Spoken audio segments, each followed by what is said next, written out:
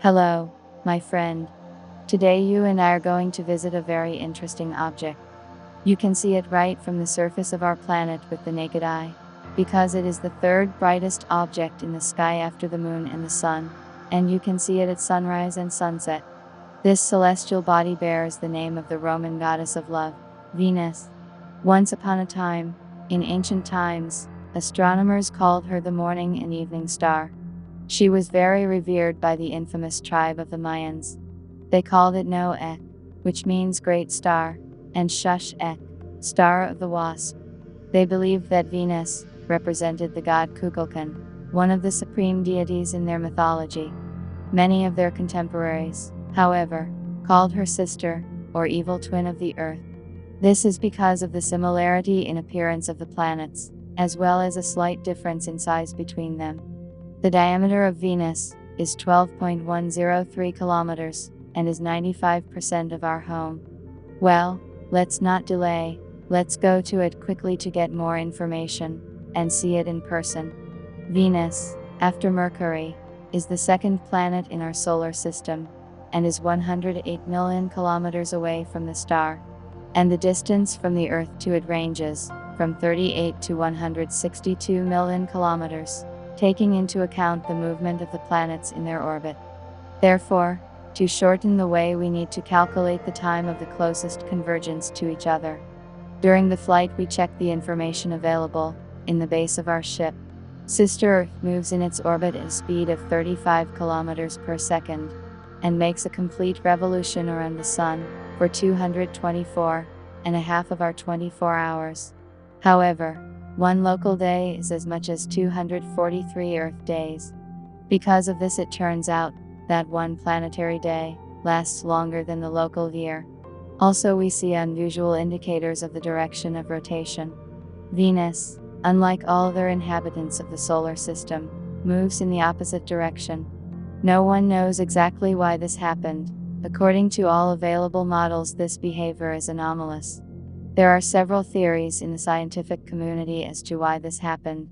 The first says that the planet turned over because of the tidal forces coming from the sun.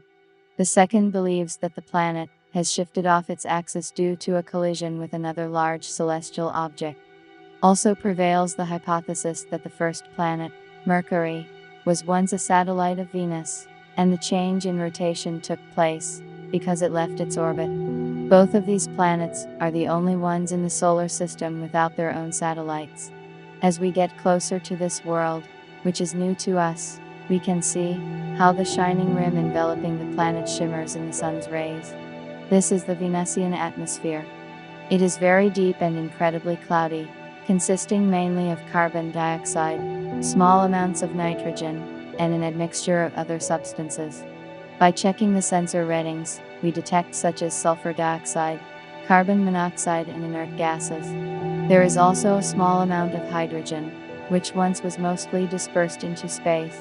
In the past, it was thought that Venus could have deep oceans and lush vegetation on its continents, similar to that which sprouts closer to the equator of our planet, a kind of tropics with possibly dinosaurs still alive.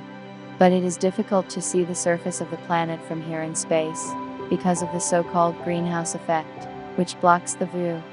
So we decide to land to see and analyze the world below us. As we approach the atmosphere, we can see that it is divided into several layers, the densest of which is the troposphere, which starts at the surface of the planet and extends upwards 65 kilometers. And when we enter its upper part, we are met with a sharp gust of the strongest wind, which with gradients up to 100 meters per second. We descend with difficulty through the resistance, and our eyes are not at all of a tropical jungle. We contemplate the abode of hell. The brown and yellow colors of the desert planet mesmerize our hearts before the strongest pressure, 92 times the Earth's, hits us. Due to the density of the atmosphere, the temperature cannot leave the planet, and our sensors go off the scale, registering an unthinkable 462 degrees Celsius. If the hull of our ship were made of lead, it would be melting right before our eyes. Seasonal weather on the planet simply does not exist, and the temperature is constant, so we conclude that we are at the hottest inhabitant of the solar system. The rotation speed of the atmosphere is 60 times faster than the rotation of the planet itself.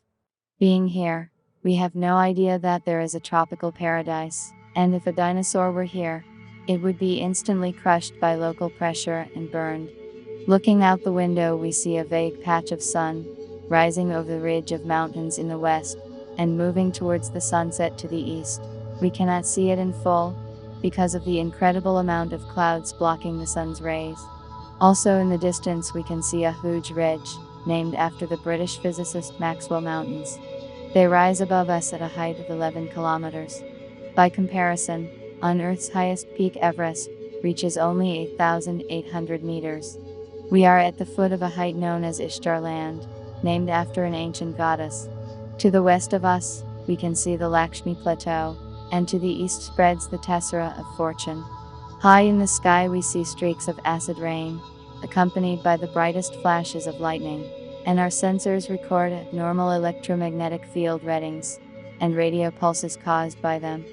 The sulfuric acid gushing out of the clouds is rapidly approaching the surface, but does not reach it, evaporating on the way due to the raging temperatures.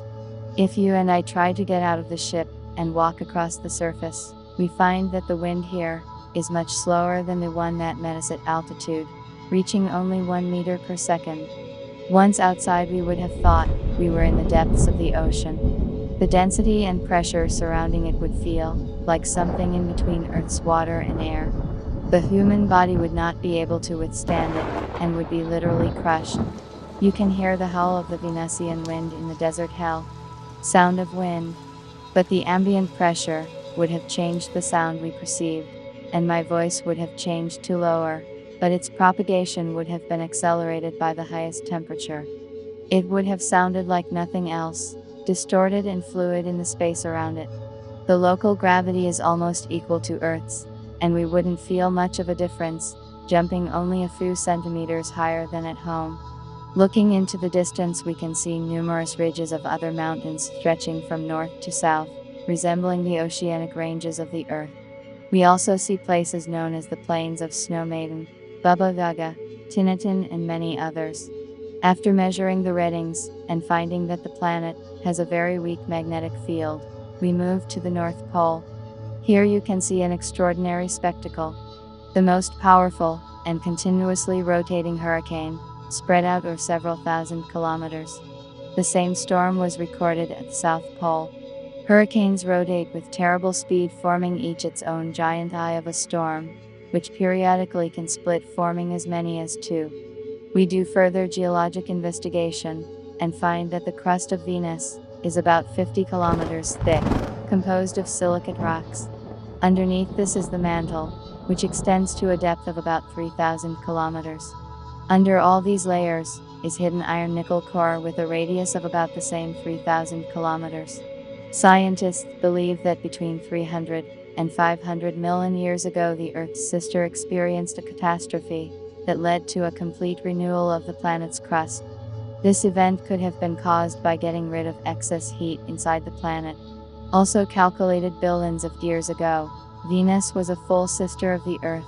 It did have its own oceans of water, and a stable temperature between 20 and 50 degrees Celsius. The planet experienced this viable period for as many as 3 billion years. Then the magma that burst out covered the surface, draining all the local water reserves, and a titanic amount of carbon dioxide was released into the atmosphere, making the once living planet a lifeless, bleak, acidic wasteland. Having collected all the necessary data, we leave this basalt hell and complete the ship's database, which lists all previous expeditions to the planet. There are dozens of them, and the most famous is the apparatus Venera 13, launched by the Soviet Union back in 1981, which was able to land on the surface and spend there a little over 2 hours before crashing due to the adverse conditions of the planet. Scientists used it to record multiple electrical discharges and obtained a panoramic view of the Venusian landscape. As we move farther away, we can see the snow-white planet. In its clouds, there are still remnants of water in the form of water vapor, and scientists believe that they may well be inhabited by life. But at the moment we have no exact proof of this. Also, clouds are interesting for enthusiasts dreaming of colonization of other planets by people, because at their height the temperature is not as critical as on the surface, and is 60 degrees Celsius. Quite hot, but the level of future technology may well provide conditions for survival in such an environment. Because carbon dioxide is heavier than air, it is possible to create a balloon filled with a mixture of nitrogen and oxygen that we breathe on Earth, which would be lighter than the atmosphere here and float up on its own. And so people could live inside it, creating a full-fledged city hovering in the air.